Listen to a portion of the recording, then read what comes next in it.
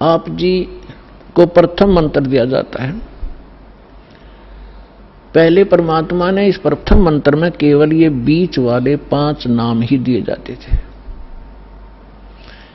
और ये काल के पंथ जो राधा स्वामी पंथ और इससे निकले हुई जितनी शाखाएं हैं, ये 5 नाम देते हैं। और वो कौन से नाम? 5 काल के, यूजलेस, ओंकार, निरंकार, ज्योत निरंजन, सोहम और सतनाम। सतनाम कोई जाप है? ओंकार निरंकार ये कोई जाप है? ये 5 नाम थे जो दास आपको प्रथम मंत्र में बीच के 2 फर्स्ट एंड लास्ट को छोड़कर, ये पहले नहीं दिया जाता था, इसलिए इसको अभी तक गुप्त रखा था। ये कंप्लीट कोर्स है। और वो बीच वाले जो मंत्र हैं वो आपको संसारिक सुविधा यहां की उपलब्ध कराएंगे, क्योंकि उनका टैक्स देंगे। ये पूजा नहीं, साधना है। साधना और पूजा में अंतर होता है। जैसे हम पूजा करते हैं परमात्मा को पाने की, तो हम परमात्मा को पाने के लिए जो भी प्रयत्न करते हैं वो साधना है। जैसे हमने, हमारा पूज्य है जल, हमने जल प्राप्त करना है, तो जल प्राप्त करना जमीन के अंदर है, तो हमारा जो पूज्य है, इष्ट है, वो है जल। और उसके पाने के लिए, जल प्राप्त करने के लिए जो भी हम क्रिया करते हैं, बोकी लगाते हैं, पाइप डालते हैं, फिर हैंडपंप लगाते हैं, तो वो हमारी साधना है, वो पूजा नहीं है। उसको पाने के लिए जो हमारा पूज्य है, हमारा जो इष्ट है, वो तो जल है। उसके लिए जो प्रयत्न किया गया वो साधना है और वो पूजा है उसको पाने की। तो इस प्रकार इसको पूजा और इसको समझना। हमारी आस्था तो जल के अंदर है, उन इंस्ट्रूमेंटों में थोड़ी है, और उनके बिना वो मिले नहीं। तो इसी प्रकार ये जो प्रथम मंत्र आपके दिए जाते हैं ये साधना है। और इससे, जैसे इस दूसरे शब्दों में दास आपको कहे कि जैसे ये मंत्र एक ऐसी कमाई है, ऐसी शीघ्र इफेक्ट करती है, देवताओं को विवश करते हैं ये मंत्र आपको लाभ देने के लिए। जैसे आपको बताया था कि भैंसे को भैंसा भैंसा करता रहो, वो कभी ध्यान नहीं देता। आप वैसे गुण गाए जाओ, जय गणेश देवा, माता थारी पार्वती, पिता माँ देवा, हम घोट रखे थे हमने, ये कभी नहीं सुनेंगे। और इनका एक मंत्र दे रखा है आपको, उसका जाप करो, तुरंत अटैक होगा उनके ऊपर जाके और सतर्क होंगे। क्या हो गया बच्चे को, क्या डिमांड है इसकी, देखो इसका अकाउंट कितना हमारे इसमें, उस तुरंत उसका राहत दी जाएगी।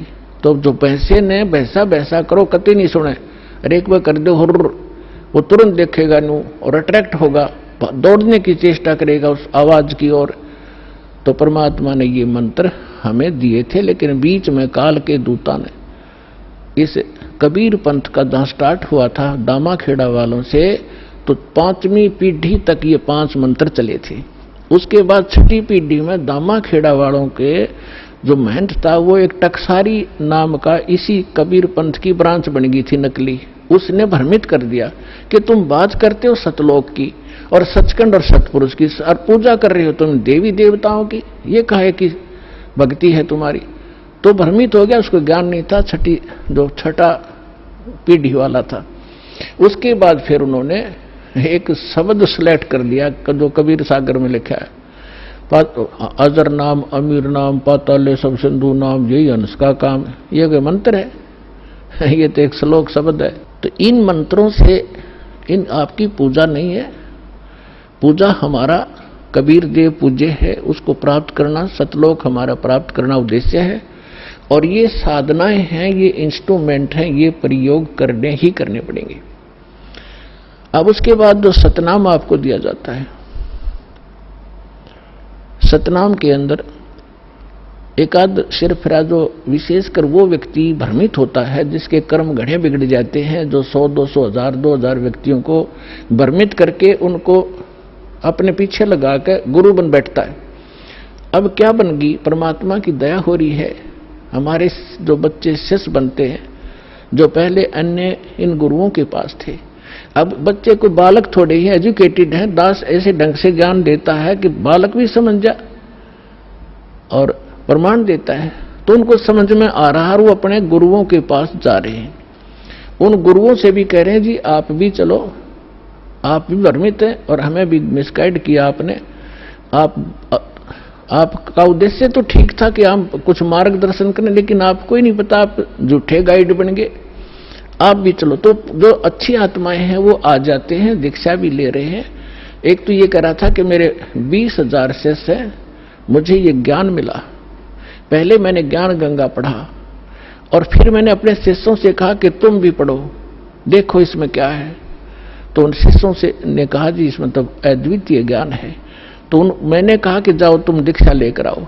तो वो अपने शिष्य भेजे उस प्यारी आत्मा ने। और अब कह रहा था पिछले सत्संग पे कि पिछली बार मैं भी आ गया हूं और शेष को भी अब जाके ये ज्ञान गंगा दूंगा और यहां लाऊंगा। ये है महान आत्मा। ठीक है, जब तक धोखे में हम भी थे, गलत साधना हम भी कर रहे थे, जिस दिन पता चला उसी दिन हम दिशा बदल ली। तो बुद्धिमान होता ये। और एक ऐसा सिरफिरा मिला, चेले भी उसके साथ थे, चेलों के सारी समझ मारी, उसमें अहंकार अभी शेष था। वो खड़ा लाइन में कहने लगा जी मैंने 2 बात करनी है। वो कहते हैं जी ये हमारे गुरुजी थे पहले और आज इन्हें दीक्षा ले ली है। अब वो प्रथम दीक्षा ले ली, द्वितीय दीक्षा दी जब उसने कहा कि ये क्या है, ये वही मंत्र है, उल्टे सुल्टे करके दे रहे हो, ये कोई सतनाम हुआ। तो पुण्यात्माओं यही मार खाता ये प्राणी। वो एम था उसके अंदर, अहंकार था। अब डॉक्टर मैं हूं और रोगी वो बनकर आ रहा है और डॉक्टर की दवाई में वो ऑब्जेक्शन कर रहा है।